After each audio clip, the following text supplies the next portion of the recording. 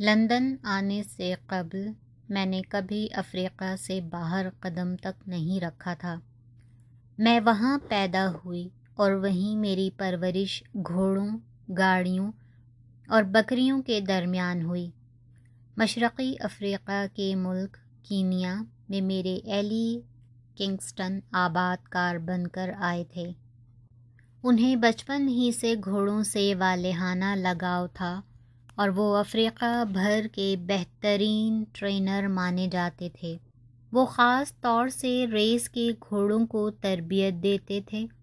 میری والدہ ایک شوہر پرست خاتون تھیں، جن کی زندگی کا محور شوہر کی خوشنودی رہی، لہٰذا وہ بغیر کسی احتجاج کے پاپا کے ساتھ ویران اور جنگلی علاقے میں چلی آئیں اور مجھے وہیں جنم دیا۔ اتفاق سے میں ان کی اکلوتی بیٹی تھی۔ پراسرار افریقہ اس زمانے میں بھی پراسرار ہی تھا۔ وہاں ہر طرف اسرار رینگتے اور دوڑتے محسوس ہوتے تھے۔ وہاں کا موسم، زمین، آب و ہوا اور پانی، ہر چیز مختلف تھی۔ وہاں کی دھوپ، سرسبز پہاڑیاں، ٹھنڈے پانی کے چشمے اور صبح کی زرد روح کہر بھلائی جانے والی چیز نہیں۔ وہاں زندگی بہت دشوار ہے، ہر قدم پر ایک نیا چیلنج موجود ہوتا ہے۔ شاید اس وجہ سے تقدیر نے افریقہ کے باسیوں میں جفاکشی کوٹ کوٹ کر بھر دی ہے۔ یہ میرا اور بہت سارے دوسرے لوگوں کا گھر ہے اور ہمیں اس سے محبت ہے، کیونکہ یہاں سب کچھ ہے مگر بوریت اور یکسانیت نہیں ہے۔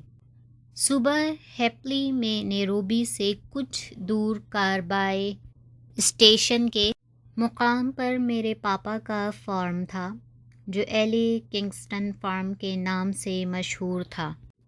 یہاں کسی قسم کی سہولت کا تصور بھی ممکن نہیں تھا، سوائے ان کے جو اپنے آپ زورِ بازو سے پیدا کر لیں۔ ذرائع آمد و رفت کے لیے گھوڑے اور بگھی استعمال ہوتی تھی۔ بچپن سے پاپا مجھے افریقہ کے بارے میں بتاتے رہتے تھے۔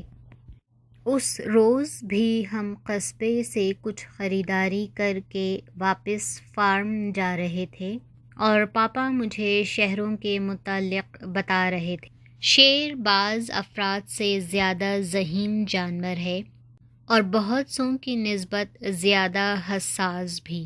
یہ گولی کا اتنا برا نہیں مناتے جتنا کہ بے عزتی کا۔ ایک شیر بلا وجہ بھی حملہ نہیں کرتا، یہ محتاط رہتا ہے اور طاقتور جانوروں سے، مڈ بھیڑ سے گریز کرتا ہے، لیکن تم اسے خوف نہیں کہہ سکتی۔ شیر اس نام کی کسی چیز سے واقف ہی نہیں ہے۔ یہ فطرت کے قریب ترین جانور ہے اور اس کا طرز عمل ہمیشہ ایک جیسا ہوتا ہے۔ یہ دھوکہ نہیں کرتا، مگر جب یہ دھوکے پر اتر آئے تو اس سے زیادہ خطرناک جانور کوئی نہیں ہوتا۔ جیسا کہ بدمعاش شیر ہے جو ان دنوں ہمارے جانوروں کی طاق میں فارم کے ارد گرد منڈلاتا رہتا ہے۔ یہ شیر، جس کا نام لوگوں نے پیڈی رکھ دیا تھا، ہمارے فارم سے 12 میل کے دائرے میں پھرتا رہتا تھا اور اکثر ہم اس کے دہاڑنے کی آواز سنا کرتے تھے، خاص طور سے جب وہ بھوکا یا اداس ہوتا تھا یا اس کا دہاڑنے کو دل چاہ رہا ہوتا تھا، اور شاید اس کا دل اکثر دہاڑنے کو چاہتا تھا۔ ہم حیران تھے کہ وہ سوتا کس وقت تھا۔ مجھے معلوم تھا کہ شیر ایک کاہل اور سست جانور ہے جو دن رات کا بڑا حصہ سو کر گزارتا ہے، مگر پیڈی تو بے خوابی کا مریض لگتا تھا۔ وہ پورے قد و قامت کا جوان شیر تھا، اس کا جسم بھاری اور پٹھے سخت تھے، چہرے پر خوفناک تاثرات اور آنکھوں میں چمک۔ وہ اکثر ایلی کنگسٹن فارم کے ارد گرد کھیتوں اور جنگلوں میں کسی شہنشاہ کی طرح چہل قدمی کرتا نظر آتا جو اپنی سلطنت کے معائنے کو نکلا ہو۔ وہ کبھی اس علاقے سے باہر نہیں گیا۔ پاپا نے بتایا کہ شیر کبھی اپنا آبائی علاقہ چھوڑنا پسند نہیں کرتے، خاص طور سے جو انسانی بو سے مانوس ہوں۔ بیرل، تم ہمیشہ اس سے محتاط رہا کرو، پاپا نے کہا۔ یہ ایک خبیث جانور ہے۔ حالانکہ یہ ایک بار ماما کے ہاتھوں جھاڑو کے ڈنڈے سے پٹ چکا ہے، میں نے ہنس کر کہا۔ پیڈی ایک بار ہمارے لان میں گھس آیا تھا جہاں میں اور ماما بیٹھے چائے پی رہے تھے۔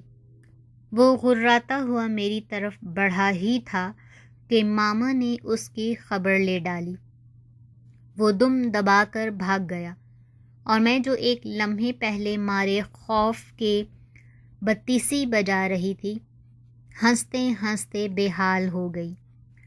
پاپا نے سرد آہ بھر کر کہا، اس سے اپنی ماما کے بارے میں اندازہ لگا لو، شیر تک اس سے ڈرتے ہیں۔ خیر، یہ ایک غیر فطری چیز ہے۔ جو چیز غیر فطری ہو وہ ہمیشہ ہی خطرناک ہوتی ہے۔ ہمارے گھوڑے فارم کے احاطے میں داخل ہوئے۔ وہاں خاصی رونق لگی ہوئی تھی۔ میں نے اپنے اور پاپا کے گھوڑے باڑ سے باندھے اور ماما کی طرف لپکی جو ہمارے خوبصورت سے مکان کے طویل برآمدے میں میز پر چائے، کیک اور بسکٹ سجائے بیٹھی تھیں۔ میں یہ سب دیکھتے ہی لرز اٹھی۔ مجھے کیک سے نفرت تھی اور ماما ہمیشہ مجھے اپنے بنائے ہوئے کیک کھلانے پر کمر بستہ رہتی تھیں۔ اس سے بچنے کا واحد طریقہ یہی تھا کہ میں خاموشی سے وہاں سے کھسک جاؤں۔ خوش قسمتی سے ماما کچھ پڑوسیوں سے مصروف گفتگو تھیں، البتہ پاپا مجھے فرار ہوتے دیکھ کر مسکرا رہے تھے۔ فارم بہت وسیع و عریض رقبے پر پھیلا ہوا تھا۔ یہ دراصل ایک وادی تھی جسے پاپا نے فارم کی شکل دے دی تھی۔ یہاں مویشی، پرندے اور گھوڑے پالنے سے لے کر مختلف فصلیں اگانے اور ان کے بیج پیسنے تک کے مکمل انتظامات موجود تھے۔ ناریل کے درختوں کے پاس سے گزرتے ہوئے میری نگاہ بشن سنگھ پر پڑی۔ اس نے پرجوش انداز میں مجھے سواحلی میں سلام کیا۔ وہ انڈیا کا سکھ تھا اور فارم پر مالی کی حیثیت سے کام کرتا تھا۔ اس کے علاوہ وہ گھوڑوں کی دیکھ بھال اور سائسی بھی کر لیا کرتا تھا۔ مس، زیادہ آگے مت جائیے گا، اس نے پکار کر کہا۔ میں سر ہلا کر آگے بڑھ گئی۔ فارم کی اطراف کا علاقہ جنگل اور جھاڑیوں سے بھرا ہوا تھا اور اکثر پاپا اور میں یہاں شکار کھیلنے آتے تھے۔ یہاں ہرن، مور اور نیل گائے کا شکار مل جاتا تھا۔ میں فطرت کے نظاروں میں اس قدر کھوئی ہوئی تھی کہ مجھے احساس ہی نہیں ہوا کہ میں فارم سے آگے نکل آئی ہوں۔ پاپا کہتے تھے کہ بیرل میں خالص انگلش ضد کوٹ کوٹ کر بھری ہے۔ اگر اسے ضد چڑھ جائے تو پوری کیے بغیر نہیں رہتی۔ اس روز بھی میں نے بشن سنگھ کا انتباہ لاشعوری طور پر نظر انداز کر دیا اور تقریباً موت کے منہ میں جا پہنچی۔ ہوش مجھے اس وقت آیا جب پیڈی مجھ سے بمشکل 20 گز دور رہ گیا تھا۔ وہ ایک جھاڑی تلے لیٹا تھا اور بدبخت حسب معمول جاگ رہا تھا، حالانکہ یہ شیروں کے سونے کا وقت تھا۔ مزید بدبختی یہ ہوئی کہ اس نے مجھے دیکھ لیا اور اس کی آنکھوں میں جو حریص چمک نمودار ہوئی اسے دیکھ کر میری گھگی بن گئی۔ میں نے بڑی مشکل سے بے اختیار پلٹ کر دوڑ لگانے کی خواہش پر قابو پایا، کیونکہ میں جانتی تھی کہ اس صورت میں پیڈی کو مجھ تک پہنچنے میں شاید چند سیکنڈ بھی نہ لگیں۔ وہ بدستور لیٹے اور سر اٹھائے مجھے گھور رہا تھا۔ میں نے ذہن پر زور دیا کہ ایسی صورتحال میں پاپا کی کیا ہدایات تھیں، مگر پیڈی کے خوف سے میرا ذہن کورے کاغذ کی طرح صاف ہو گیا تھا۔ بہرحال میں تقدیر پر بھروسہ کر کے دبے قدموں پیچھے ہٹنے لگی۔ اپنا خوف کم کرنے کے لیے میں ایک نغمہ گنگنانے لگی۔ میری نگاہ اس کی دم پر مرکوز تھی جو بالکل سیدھی زمین پر رکھی تھی، یعنی پیڈی فی الوقت غصے میں نہیں تھا اور نہ وہ مجھ سے خطرہ محسوس کر رہا تھا، لیکن کم بخت مجھ میں دلچسپی ضرور محسوس کر رہا تھا۔ لہٰذا میرے پیچھے ہٹتے ہی وہ اٹھ کر سست روی سے میری طرف بڑھنے لگا۔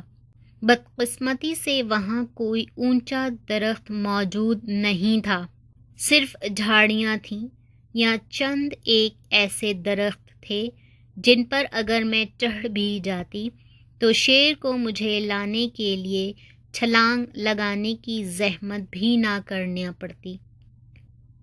وہ صرف پنجہ بڑھا کر مجھے نیچے کھینچ سکتا تھا۔ میری عافیت اسی میں تھی کہ پیچھے ہٹتی رہوں، لیکن میں جس سست روی سے چل رہی تھی پیڈی کو میرے نزدیک آنے میں چندہ دیر نہ لگتی۔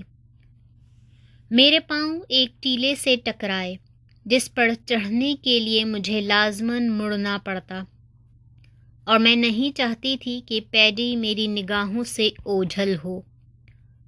کوئی چارہ نہ پا کر میں نے ہتھیار ڈال دیے اور اپنے اسکرٹ میں منہ چھپا کر بیٹھ گئی۔